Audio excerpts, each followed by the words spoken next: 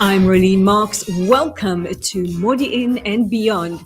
Join me every Sunday between 3 and 4 on Radio Modiin as we take a look at what's happening in Modiin, Israel, and beyond.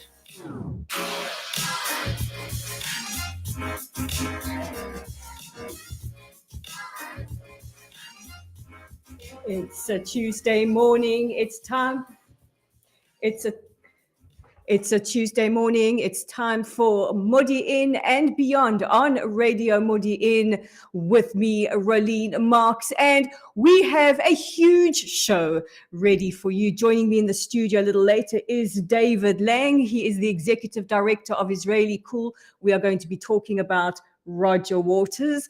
A little later on, Yael, Kinar and I are going to be paying tribute to the queen of rock and roll, Tina Turner. But first up, he is the host of Apple Podcast #1 hit, The Jewish State, all the way from London. It is such a pleasure to be joined by Jonny Gould. Jonny, welcome back to Modiin and Beyond.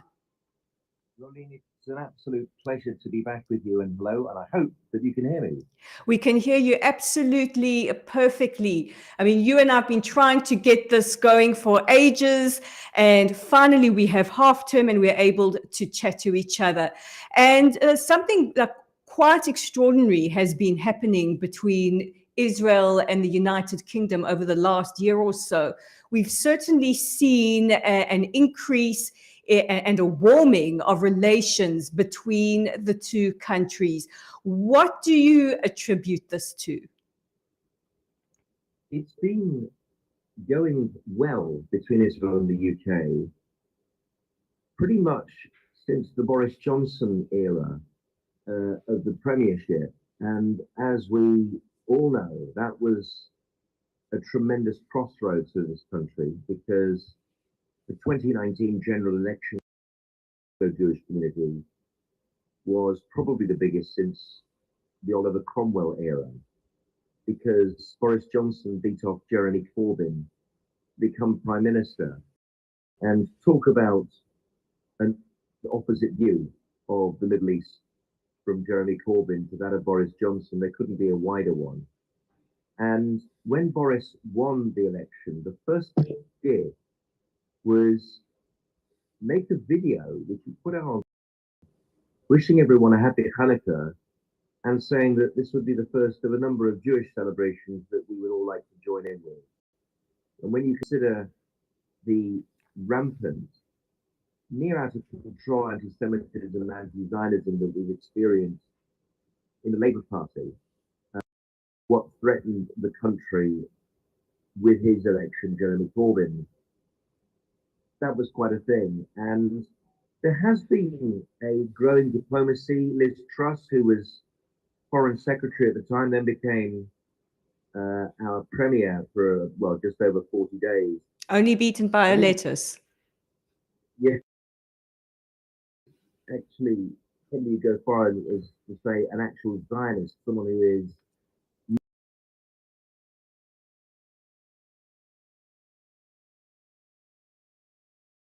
Rishi Sunak is, I think, pragmatic about Israel. He supports it, he understands it, he's bought into the kind of general milieu of the Conservative Party. He's not ideologically quite as supportive as Liz Truss, but there have been attempts for him to come and visit Israel during the 5th year. And of course, we all know that Benjamin Netanyahu was in the UK during the height of the judicial reform crisis and met with Sunak at Downing Street. And we know that in November of last year, President Herzog came on an official visit to the UK, and the Herzog family, who have deep links with the United Kingdom. That is roughly from where they made Aliyah from, there in Ireland, where their family were born in Jewish communities in Leeds and Manchester and Dublin.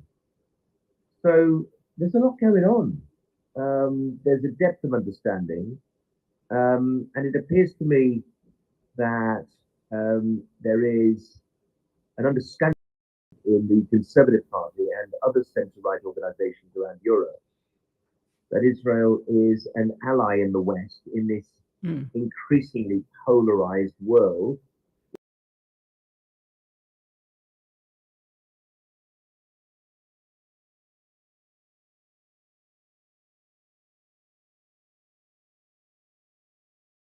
Countries, and it's time for countries who haven't yet aligned to think about which side they go to.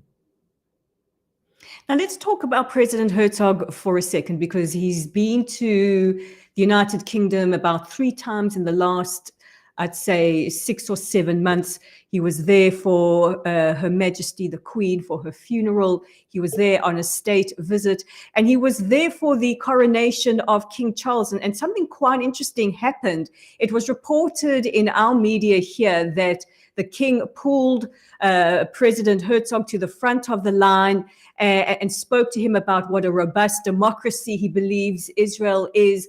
And then a story broke in the Daily Mail that the king will be visiting Kenya, and he's also making noises about possibly visiting us in Israel as well. I mean, we know he'll have to go to the West Bank. The king is not political, but it would be quite a massive moment for the state of Israel to have a sitting monarch come and visit us for the first time. What do you make of this? I think it would be a landmark moment for Israel-British relations. The Queen, who was a quiet, religious individual who believed in her Protestantism, her Anglicanism, was denied the chance of actually ever going to Israel, to visit Nazareth, to visit Bethlehem, to visit the Via Dolorosa in Jerusalem, even to see the non-Christian ornaments in Jerusalem, like the beautiful Kotel, for example. She was denied that by the Foreign Office. Prince William has been to Israel on an official visit, put a koppel on, went to the Kotel and actually prayed.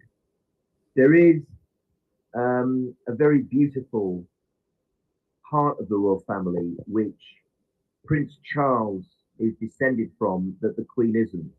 And that, of course, is Princess Alice of Greece, who we know is honored in Yad Vashem because of her role in the Holocaust, where she sheltered the Cohen family in her palace and saved them from the Gestapo. And she is buried in Gethsemane in Jerusalem. That is the Duke of Edinburgh's mother. So we have a royal family who, in the past, have had a distinctly cold relationship with Jewish people, warming up. And King Charles himself is a lover of religions. He really loves the idea of people's religious practice. And though the coronation was very much a traditional Anglican coronation, you know, it's still the top dog religion in Britain. It is still the state religion. Make no mistake. He still was able to welcome and indulge in the celebration, the coronation, the smaller communities, the minority communities of the Sikhs, the Hindus, and the Jews. Chief Rabbi Mervis was extremely well looked after during the coronation. He was invited to stay in the palace with his wife, and they observed Shabbat actually in the palace. So we have a new king who loves religion and I think is open to the state of Israel in a way that perhaps was simply not there before. I mean, let's make mention of it. Whatever the royal family does towards British Jewry reverberates around the world and is hugely symbolic. Many people didn't understand that it wasn't the Queen's decision not to visit Israel. She was forbidden here from coming by the Foreign Office. I'm sure she would have loved to have visited Israel. It certainly would have sent a message to all of us. But now, you are one of my favorite podcast show hosts. And I'm not just saying this because I'm speaking to you on air. You have a phenomenal range of guests that you speak to. What's coming up soon? Because I love to listen to your show. Well, you're very kind, Rolene. Thank you very much.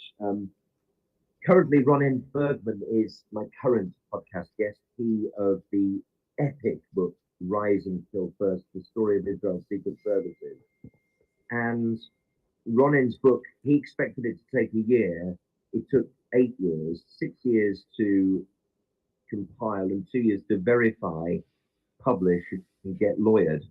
And that's simply because the security services refused to verify or endorse any word of it. It was a clandestine analysis and collection of data from former operators. It's an amazing piece of work. I wish I had more time with Ronen, but we did talk about the key ideas of what motivates Mossad, what motivates Shabbat. And I think anyone who is a proud supporter of Israel will enjoy the discourse.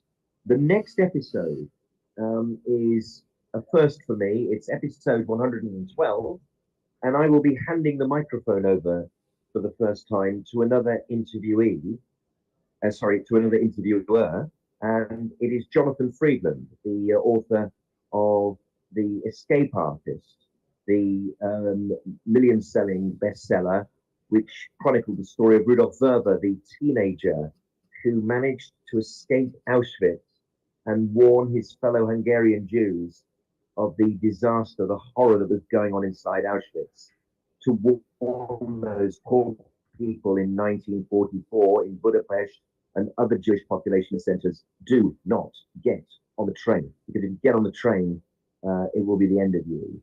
And his accuracy and his letter and his detail of what was going on reached the desks of Churchill and Roosevelt and the Pope, etc.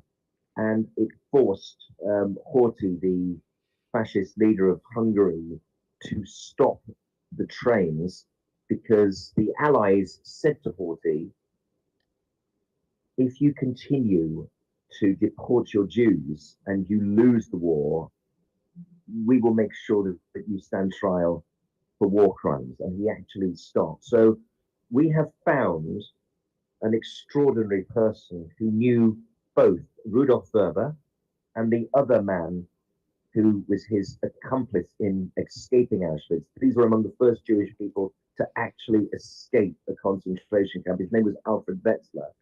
Her name is B. Lefkovich, and she is a member of my synagogue. And she came up to me during a Kiddush and she said, I loved your podcast. I knew Rudolf Verber, and Alfred Wetzler was my uncle. So she knew these two brave men who, of course, are no longer with her. So I told Jonathan Friedland, who'd written that lovely book, and he said, well, I've got a paperback book coming back. I need to update it. Can I do B. Lefkovich? So I put them in touch. I said, yeah, you can do that as long as I can have the interview. So that's my next episode. And it's going to be a very, very special episode because it's going to add weight to the escape artist story. For those of you who've read the book, there will be extra pieces of information in the book about this remarkable story that hitherto haven't been published. So that's the next one, Rolene. I can't wait because you have some truly remarkable guests. Now, tell our listeners where they can find the Jewish State, because believe me, you are not going to want to miss listening to Jonny Gould's The Jewish State. You're very kind, Rolene. You can find Jonny Gould's Jewish State, and Jonny is spelled in that Jewish way that you spell Johnny, Jonny, Jonny Gould's Jewish State, and you'll find it on Apple Podcasts, Spotify, Google Podcasts, and even lesser well-known podcast platforms. Wherever you get your podcasts, search for Jonny Gould's Jewish State and enjoy the library, the snapshot, if you like, of the last few years of Jewish and Israeli history. It really is remarkable, and time flies when you're having fun. And I've been dying to speak to you for ages. We're going to have to get you back on again soon. So the next half term or the next opportunity, you have a date right here on Modiin and Beyond with me. That was Jonny Gould, host of The Jewish State. Don't go away. After this short music break, David and I are going to be speaking about Roger Waters.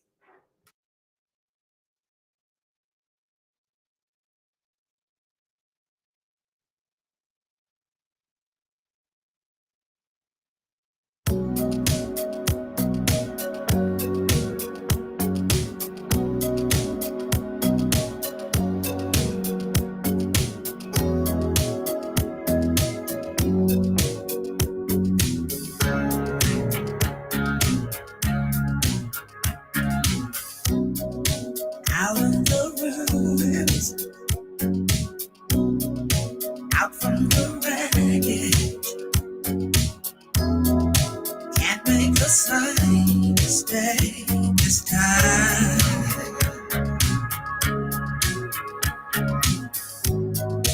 We are the children, last generation. We are the ones they left behind. And I wonder when we are ever gonna change. Living under the fear till nothing else remains. We don't need another hero. We don't need to know the way home. All we want is what's beyond.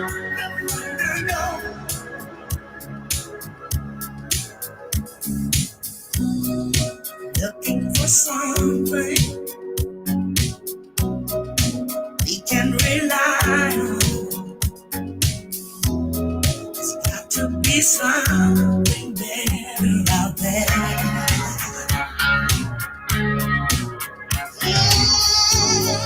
Love and compassion. That day is coming. All else are castles built in the air. And I wonder when we are ever gonna change.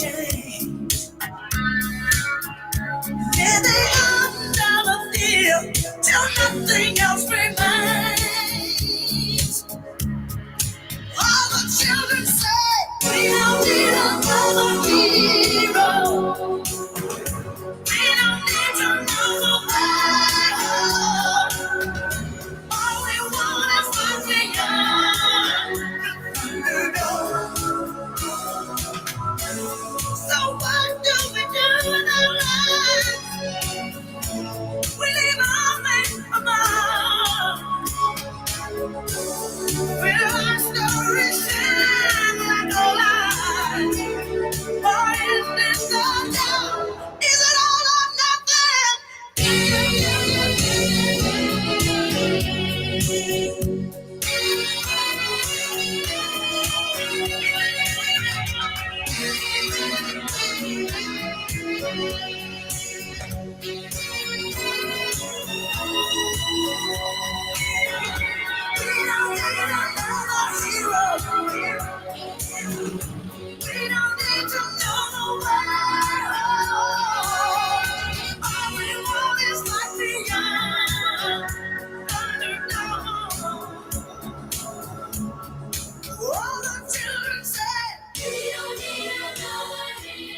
Over the last couple of days, we've heard people say she's simply the best, and she was simply the best.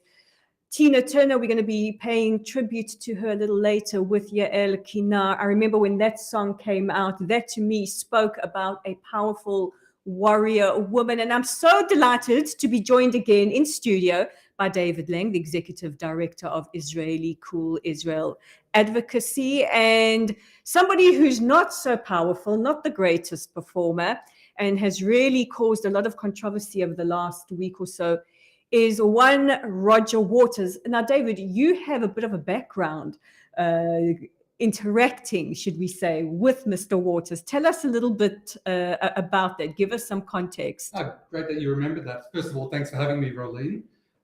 So basically, it must have been about a decade ago. I mean, I've been writing against Roger Waters' anti-Semitism for well over a decade. And there was one of my first posts was titled "The Dark Side of the Moron," and you can imagine it wasn't very complimentary of Mr. Waters.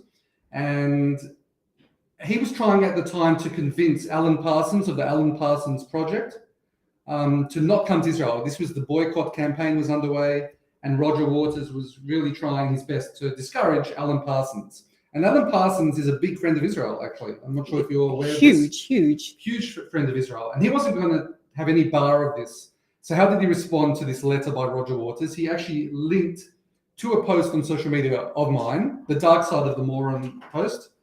And as a result, Roger Waters was not happy about it. And Roger Waters responded to Alan Parsons' post by referring to Israellycool as some obscure extremist website.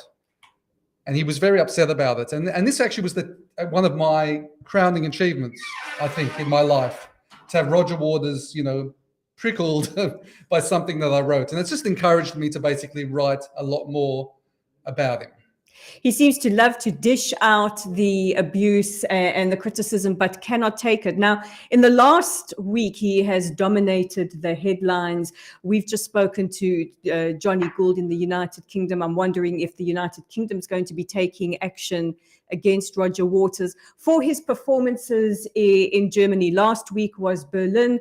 Very, very controversial, very offensive, very hurtful. He is now being investigated for incitement of hate. Put us in the picture. What would prompt the Berlin police to open up an investigation into incitement for hate? Because that is a very serious accusation. Yeah, well, Germany, with its history, are, of course, very sensitive about the Holocaust and anti-Semitism. As a result, they're trying to, let's say, reinvent themselves or pay for the crimes of the past. So they're actually, from what I understand, investigating Roger Waters mainly or even solely because he's been dressing up in this SS-style uniform as part of his performance. Now, maybe I'm going to say something a little bit controversial here, but, I believe in speaking the truth. If that is the case, I don't really support that. And I think a lot of people on our side are missing the point with this. And what do I mean? Well, first and foremost, of course, Roger Waters is a vehement anti-Semite and Jew hater. We have all the receipts in the world. We can talk about that, but I'm not sure we have enough time on your show to go through all of the receipts. But his former bandmate has... Well, correct. Dave Gilmour's wife, Polly Sampson, earlier this year called him anti-Semitic to the core, or something along those lines. And then David Gilmour basically amplified what his wife had said. Interesting times for Pink Floyd. That's quite an indictment against him. So we go back to the concert and he's wearing this uniform and... Right, so the uniform itself, there were other things in the concert which are very anti-Semitic. So there are things like he projected on the stage, his show is a full production. It's not just the music, but he's got lots of things going on in the background. Images on the big screen and flying pig. We'll get to the inflatable pig in a minute.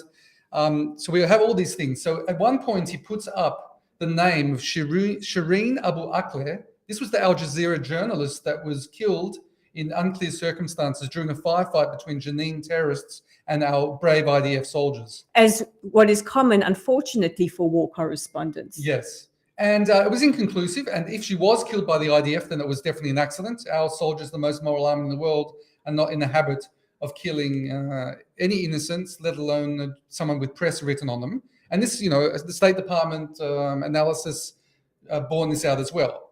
At the very worst, she was accidentally killed in the firefight. Okay, so, but the anti-Semites of the world, like Roger Waters, are claiming that we assassinated her and killed her in cold blood.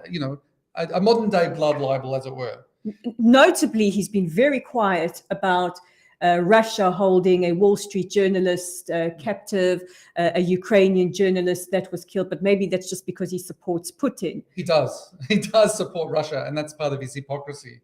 So he put up on this big screen Shireen Abu Akleh, her name, and died or was killed, and for being Palestinian. The implication being very clear, that we murdered her in cold blood because she's Palestinian. Now, Roger Waters, one of the anti-Semitic things that he's been saying time and again is he's been saying that we kill Palestinians and our alleged mistreatment of them is because of Jewish supremacy, which, by the way, is a phrase which was popularized by former KKK wizard David Duke. You are the company you keep. Exactly.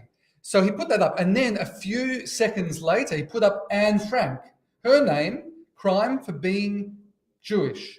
So in other words, he was drawing this comparison between our alleged mistreatment of Palestinians with the Nazi treatment of Jews, which is highly anti-Semitic. And it's actually part of the working definition, the IRHA working definition of anti-Semitism, which, by the way, Roger Waters categorically rejects. Of course. I mean, it would hold a mirror up to his behavior and would hold him accountable for a lot of his rhetoric and actions. Right. So this was one part or anti-Semitic part of his concert. He was speaking about the powers that be, this sort of unnamed enemy, these higher-ups, these, rich oligarchs. He didn't mention the J word or even the Z word during the concert. However, it was very clear that this unnamed enemy is playing into the anti-Semitic trope of this powerful entity that's pulling the strings. And of course, when then you're lumping in this enemy as being responsible for the killing of Shireen Abu Akleh, for instance, we all know to whom he's referring, or at least implying. So again, there was plenty of anti-Semitism in his concert. But my objection to people trying to prosecute him or pointing to the SS uniform is it obfuscates the real anti-Semitism. What do I mean by this? He's been using this as part of the wall for decades. Because he's anti-fascism, at least that's his official position. So it's parody. Because a lot of his supporters have come out, and you and I are very, very active on social media, and have said things like, don't be stupid, this is the wall, grow up, that kind of language. But I don't recall Pink Floyd ever conflating the Holocaust and, unfortunately, journalists being killed in combat, as well as using other analogies. I don't recall Pink Floyd ever doing that. In fact, they're on the record of saying that he's an anti-Semite. But we have to be, as you say, very, very specific and careful how we make our arguments against people like Waters. Because as you said, the other side are already latching onto this. So I've seen a number of people use this as an example, mentioning exactly what you just mentioned, and then lumping that together with our legitimate criticism, which they're not referring to. And they're saying, look, there's a witch hunt for Roger Waters. These allegations are clearly untrue. So we're shooting ourselves in the foot, as it were, if we bring up things which I find irrelevant. So I do hope he's prosecuted, but not on the basis of him wearing this, this parody uniform, as it were. Let's go to Frankfurt now, because he performed in Frankfurt 2 nights ago. He didn't wear the uniform. He didn't make the Anne Frank analogy, but there were some quite interesting things happening in the audience. Let's talk about that. What happened? Yeah, so it was quite a welcome relief to see footage from a Roger Waters concert that didn't make you go, it was actually more like, yes. So we saw some Israel supporters in the crowd waving Not Israeli Jewish, flag. by the way. Yeah, it turned out that they weren't Jewish. We didn't know that at the time, of course. But they were in the crowd. They were waving the Israeli flag, singing Am Yisrael Chai. And one of the brave souls, and he wasn't Jewish. Maybe the other ones were. We don't know. But they were definitely Israel supporters. Got up on the stage and waved the flag before he was tackled or taken off the stage by Roger Waters' bodyguards. And it later came out, it was in the Times of Israel this morning, that this supporter claimed that he was threatened with physical harm by Roger Waters' bodyguards. Not a good look, Germany. Not a good look, Germany. Not a good look, Roger Waters. And also, I saw some other footage where there were people in the crowd, some of his real hardcore fans, that were actually attacking the pro-Israel supporters with the flag, taking the flag out of their hand. It looked like someone was trying to rip the flag. So, you are the company you keep, as you mentioned earlier on in the show. Someone actually reported that there were death threats made against those who were in the audience waving their Israeli flag. Oh, that's new. I didn't read that, but I'm always willing to learn new things. And coupled with this, there was a massive protest outside by members of the Frankfurt Jewish community. I mean, I know that Witzo, who I'm a part of, the Frankfurt ladies were out there in full force, because initially what prompted this was that a court order was overturned allowing him to perform there. Now, Frankfurt is definitely an adoptee of IRA, the IRA definition of anti-Semitism. It's going to be quite fascinating to see whether or not the city of Frankfurt takes action. Yeah, well, the council or the city of Frankfurt did, as you mentioned, intend to cancel the show. And then there was a petition launched by some anti-Israel people in support of Roger Waters, and it created quite a buzz. And that's as a result, there was this court order. Actually, Roger Waters tries to exploit this court order in his show. And again, he lies about it. So the court order basically did not find that he's not anti-Semitic. That wasn't the issue. The issue had to do with whether he's going to be doing something insightful and hateful and things like that. And they actually, if I'm not mistaken, or if I recall correctly, they did address, they did know that the show was going to contain him in the SS uniform and the like. And they found that it was, let's say, freedom of speech, and it wasn't that he actually identified with the Nazis. Something along those lines. So it was actually a very specific topic that the court ruled on. But it wasn't like, we find that Roger Waters is not anti-Semitic. Now, at the start of his show, we've seen footage from his Berlin concert and Frankfurt concert and the like. He writes that I announced to everyone that a court in Germany recently found that I am not anti-Semitic. Something along those lines. And then he proclaims, and for the record, I am not anti-Semitic. He protested too much, I think. The lady doth protest too much. You know what I found extraordinary is he was on Joe Rogan, probably the biggest podcaster in the world right now, just a couple of months ago, and they were determining what is and isn't anti-Semitism. I mean, to me, it's absolutely astounding. It's so patronizing.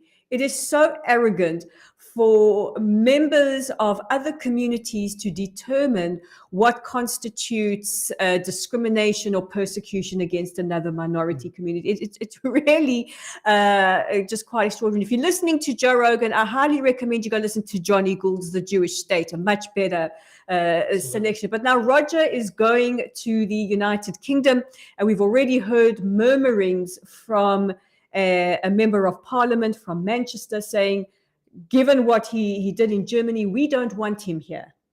Do you think that this will gain any traction? I mean, he's also going to Birmingham and then to Glasgow. But do you think that other countries, other cities are watching this thinking, this guy is potentially a powder keg and is very dangerous? It's really hard to tell because, Germany obviously has the history, as I mentioned, and they're very sensitive about that. And there are laws regarding hate speech.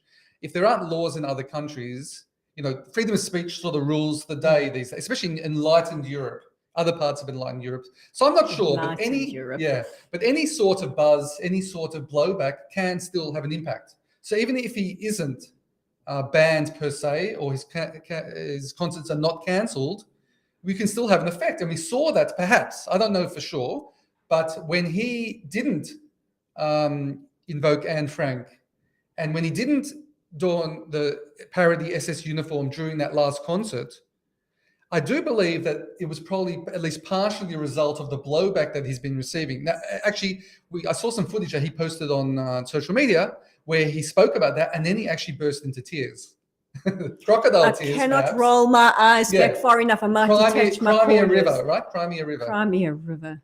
So what I'm saying is, even with a big shot like Roger Waters, I do believe that if we make their lives uncomfortable, these anti-Semites, it actually does have a real world impact. And that's why I do what I do in terms of being very proactive. Some people are of the point of view that we should put bury our heads in the sand, not amplify the anti-Semites. But Roger Waters, they don't get much bigger than that. He's one of the highest paid rock musicians in the world, whether we like it or not. He's a terrible person, of course, but he's still going to get the publicity. And we have to basically help bring out the true narrative about this disgusting individual, and not just let the one narrative about being a so-called human rights defender hold sway. Let's talk about that for a second, because there are a lot of people who say, we face a tsunami of hate. We shouldn't give oxygen to some of the comments that are out there, and that it's just so overwhelming. We should just shut up. Well, I take the opposite approach. I know you do as well. And there's a very, very famous African metaphor that you can fell an elephant with a mosquito. So even though we might be facing this tsunami, this barrage of hatred and anti-Semitism, and boy, do we see some pearls out there in the world, including, what was her name? Coffee Shop Karen the other day. Another Karen. Another Karen. Poor people named Karen. But it is so important that today we use our voices, every single one of us, that we make it known to people out there that we're not going to sit back. We're not going to allow you to discriminate against us, persecute us with impunity. That this time, Jews fight back. Absolutely. And what people have to realize is we have the truth on our side. That's a huge weapon. Now, with having the truth on our side, it behooves us to do something with that and not sit back. And another thing is that it really does, as I mentioned, it really does work. I've got a lot of experience fighting against these Jew haters. And a lot of times you can tell it gets to them. It gets to them, whether they're losing their jobs because their Jew hatred comes to light, or with Roger Waters now he's fighting, court bans and things like that. Let's make life uncomfortable for them. They're making life very uncomfortable for us again. So the least we can do is fight back. Let this be a message to all Jew haters out there. We are going to put you on a blast. Now, you are the executive director of Israellycool. Tell our listeners where they can find you. Well, the easiest way to direct listeners is to Israellycool.com, ISRAELLYCOOL. And then on that website where you see all my posts, you'll also see the social media handles. Brilliant. David Lange, thank you for joining me in studio. We're going to take a short music break. After this, the queen of entertainment, Yael Kinar. That was good. Too much.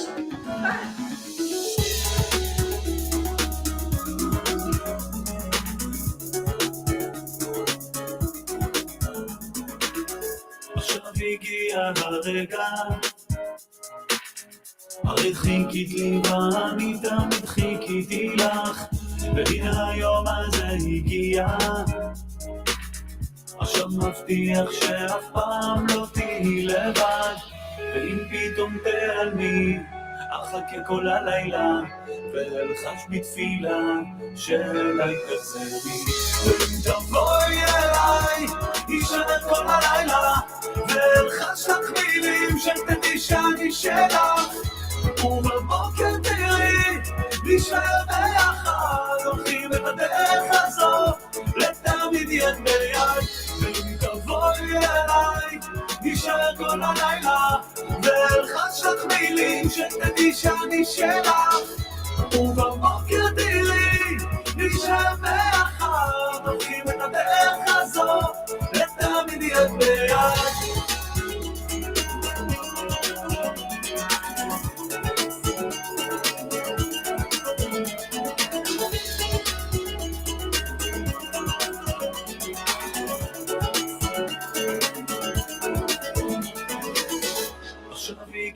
הרגע,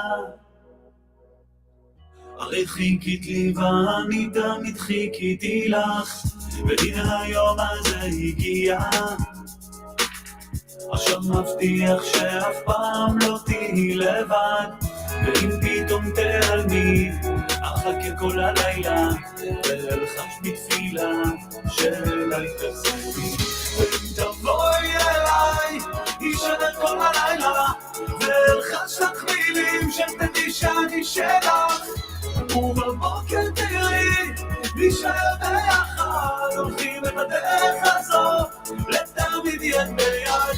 ואם תבואי אליי, נשאר כל הלילה, ואלחש לך מילים שתדעי שאני שלך, ובבוקר תראי, נשאר ביחד, הולכים את הדרך הזאת, לתמיד יד ביד. ואם תבואי אליי, ישנת כל הלילה, ואלחש לך מילים שתדעי שאני שלך, ובבוקר תראי, נשאר ביחד.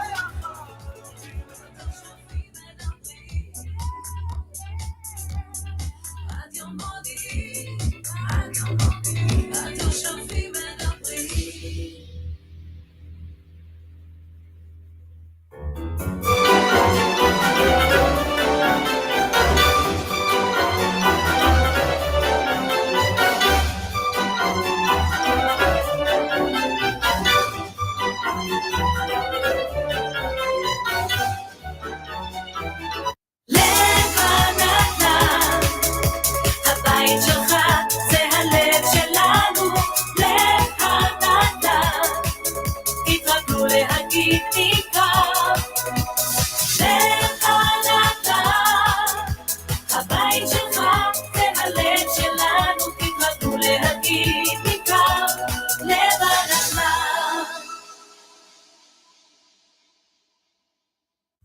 שלטק מודיעין הוא מתחם עבודה שיתופי ליזמים וחברות. בשלטק תמצאו עמדות עבודה אישיות, משרדים סגורים, חדרי ישיבות מרווחים, מרחבי הדרכה משודרגים, בקיצור, כל מה שעסק בצמיחה צריך. שלטק, עסקים שגדלים יחד. מחפשים חוויה משפחתית שוברת שגרה? דייט מוצלח ורומנטי? חוות צהלה מזמינה אתכם לרכיבת שטח חווייתית במיוחד בתוך הנוף עוצר הנשימה של עמק איילון. חוות צהלה, תתכוננו להתאהב. לפרטים 055-662-6773.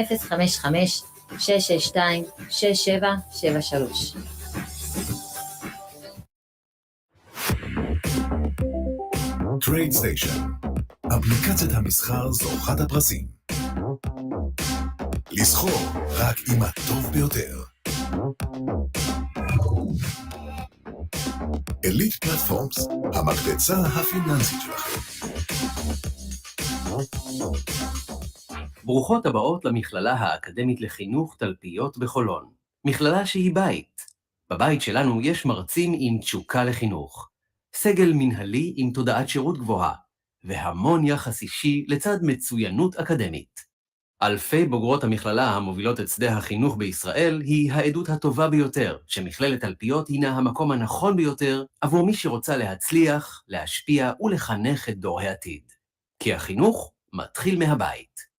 לצד המתקנים הפיזיים המתקדמים, המערכים הטכנולוגיים והקמפוס המתחדש, אנו מציעים לכן 5 מסלולי לימוד לתואר ראשון.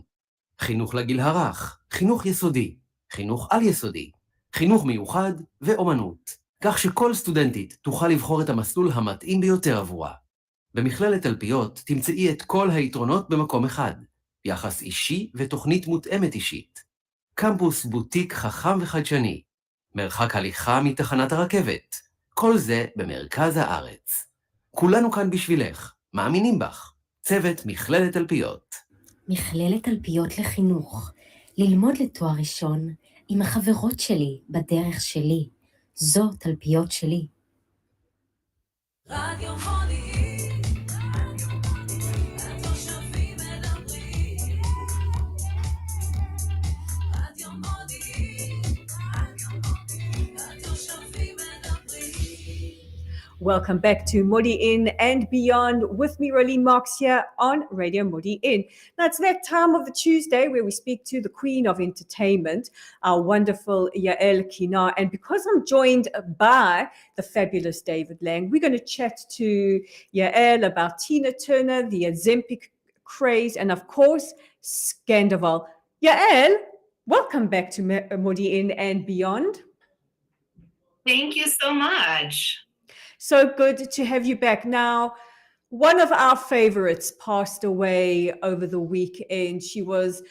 People have said she's simply the best, and she was simply the best. In fact, she was simply extraordinary. The phenomenal Tina Turner, the queen of rock and roll.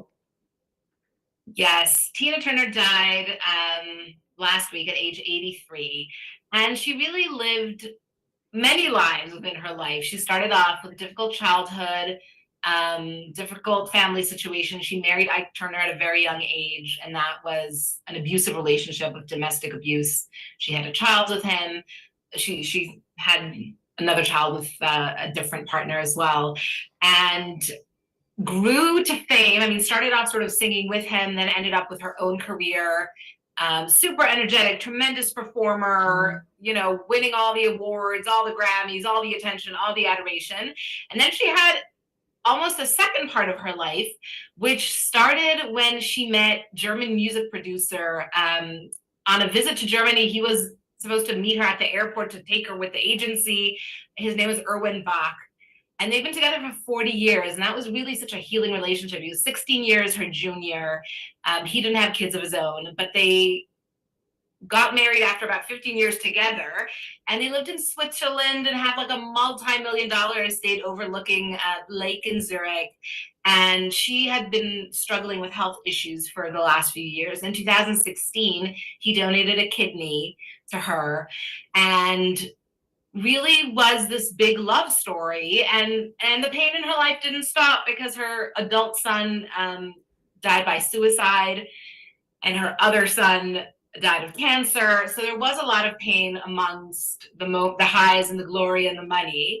And she made a choice to retire on her own terms. You know, you see these I won't give Madonna as an example, but you have sometimes referenced how, you know, trying too hard for too long. And Tina just sort of said, you know what? This is going to be my last performance. She made that decision. She took a turn to have this quiet European life with lots of money and lots of love, and was forever adored. And I think, you know, she died in peace with her family as much as possible. And I think her music will live on. Do you know what really strikes me as quite remarkable about Tina Turner is that, as you said, she lived this life of incredible hardships, the abusive marriage with Ike Turner, the loss of a child by suicide, health problems, and yet we never heard her complain. It's such a lesson, don't you think, David, for today's hypersensitive, if the emotional paper cut, they fall apart generation was a woman who had really been through the ringer and came through the other side, always positive, always inspirational, went out at the top of her game, gave us this incredible gift through her body of music, and we never heard her complain. Yeah, if such anything, dignity. And I think, I mean, we see now, for example, Celine Dion, who's having health struggles and was forced to cancel a tour and said, you know, I think I might not be able to tour again. And also had, you know, lost her husband, had fertility issues. And sometimes the song and the stage and the performance is what they cling on to for just self-actualization and the definition of who they are. But if they are able to, you know, make the choice to enjoy their lives and not be a slave to the performance of it all, she did it with grace. You know, there was an interview that I found on YouTube yesterday. It's about 13 minutes. She was speaking to Jonathan Ross. I think it was 2017. If you are on your internet at the moment, Google it. Tina Turner speaks to Jonathan Ross. You get such an understanding of the warm, the charismatic, and just the graceful person that she was, a true queen, a titan of rock. Tina Turner, may you rest in peace. Let's talk about something else, because I've been curious about this next story because it's dominating the entertainment news everywhere. It's such a huge story. It's the Scandoval. So please, for those of us who are not enlightened about the Scandoval, that's David and I. Well, you know what? You're in the minority at this point, because if this is on CNN, it's on national. It's everywhere. I've been too busy with Roger Waters. It is an interesting phenomenon culturally, which I think someone should be writing their PhD about. Basically, it's a lowbrow reality TV show that was a spin-off from The Real Housewives of Beverly Hills. Lisa Vanderpump, British, lovely, wealthy restaurateur, society woman who owned a few restaurants. And there was this idea that the staff at some of her restaurants, there's a restaurant called Sir, there's a restaurant called Palm, she's open now in Las Vegas, that the staff themselves are all kind of really good looking and all kind of mixing in with each other, and it's the place to be. And at the time, one of the waitresses, Sheena Shea, was having an affair with the husband of Brandy Glanville, who was on Real Housewives. There's 100 crossovers. But really, this isn't, you know, a Meryl Streep level show. And 10 seasons in, literally, this has been a 10-year show. In the last few months, 2 of the characters, they're not characters, they're real life people, have been found out to have been having an affair. Dun, dun, now, dun. tale as old as time, affairs happen. The protagonist, there's a Tom whose last name is Sandoval, which has then triggered the scandal, #Scandoval, to take over all of social media. He is in a long-term relationship with another cast member named Ariana. They bought a house together. They wrote a book together. They've been together, not married, but together for 9 years. All this while, there's a new girl who befriends them named Raquel, whose real name is Rachel, but we'll let it go. We got to glam it She came up, to babe. We got to glam it up. Pardon? Oh, we got to glam it up. Yes. There was also someone who calls herself Lala now. And she literally was part of their group. She was engaged to another guy on the show, a James British. You know what, you guys? This is deep research. It's very hard to relay the intricacies of this scandal, but basically, and the social media aspect of it all, it kind of unfolded on live TV. And one of them was being interviewed on Watch What Happens Live with Andy Cohen, and as Ariana found out in real time, seeing on the phone a picture that indicated that Tom was having an affair with Raquel.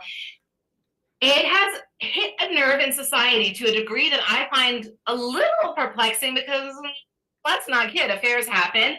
And back 65 years ago, when Elizabeth Taylor had an affair with Eddie Fisher, who was married to her friend Debbie Reynolds, that was a scandal, but it wasn't a frame-by-frame image where everybody could watch every episode and look for clues, and she said this and he said that, and what does it mean, and how could this happen?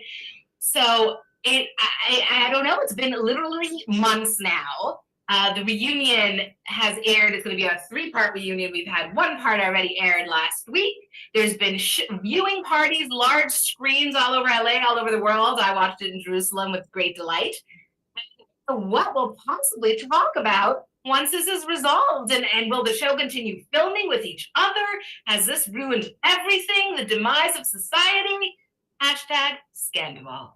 Because let's not kid, these are like D-list celebrities. I mean, I don't even think they're D-list. I think they're like F-list celebrities on a reality show.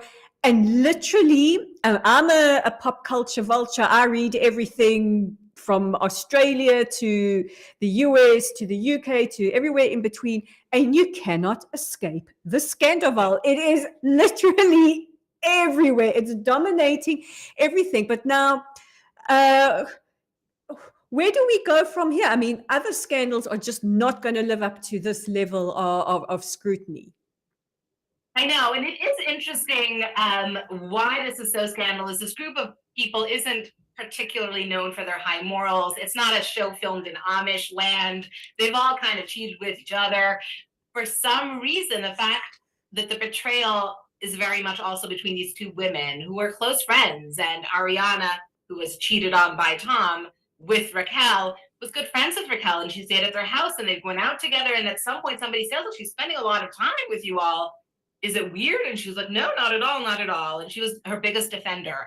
So I think that enraged people. And also, they started off the show, they were in their 20s and their 30s. Tom is 40 years old. People feel like he should know better. And I don't know, but it did something to everyone. It does sound like selective outrage, though, because these reality shows, they tend to feed off these sorts of scandals. They're even reality shows where the whole concept is a scandal. And this sounds very tame from what you're describing. So maybe, I don't know, it's very perplexing to me. It doesn't sound like a huge scandal in terms of what this generation find reprehensible. I can relate to you the level of drama, and maybe it has died down because we're multiple weeks in. When this broke, people were like in meetings, texting each other. I mean, tongue in cheek, aware of the fact that this isn't really such a big deal, but people were like, this is our, Vietnam, this is the moment that changes everything. Could it be true? People thought it was a hoax, and then it came out that it was real. Meanwhile, they're monetizing off of it. They're getting ad campaigns. The scorned woman, Ariana, is now been offered a spot in Dancing with the Stars. She's now America's sweetheart. As you do. Yeah. Laughing all the way to the bank. Yeah, absolutely. And we shall see. I'm sure reality TV will provide a different lowbrow scandal for us soon.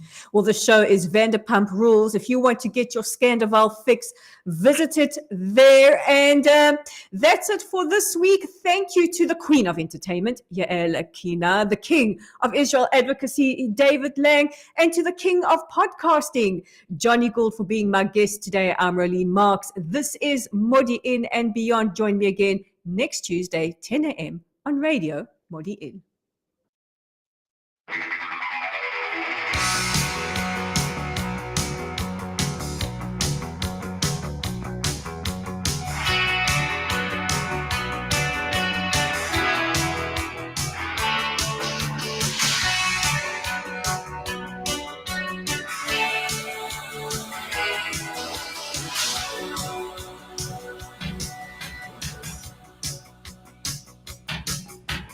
Hey, little sister, what have you done?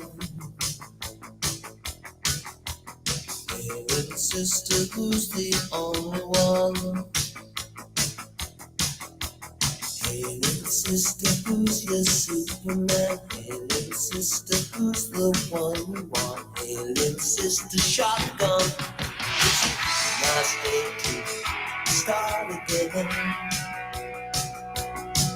It's a nice day for a white wedding.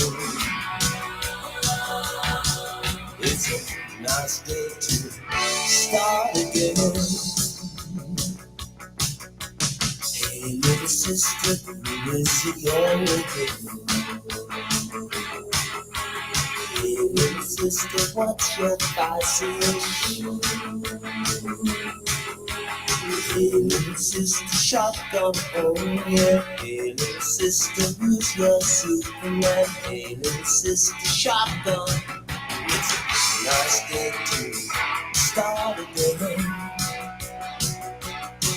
It's a nice day for a white wedding. It's a nice day to start again. Oh.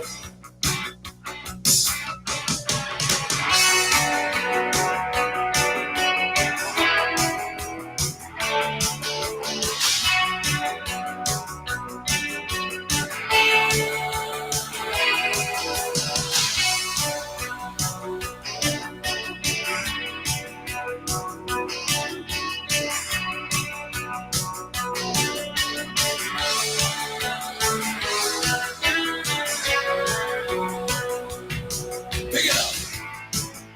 Take me back home, man. There's nothing fair in this world. There is nothing safe in this world. And there's nothing sure in this world. And there's nothing pure in this world. And if there's something left in this world, start again.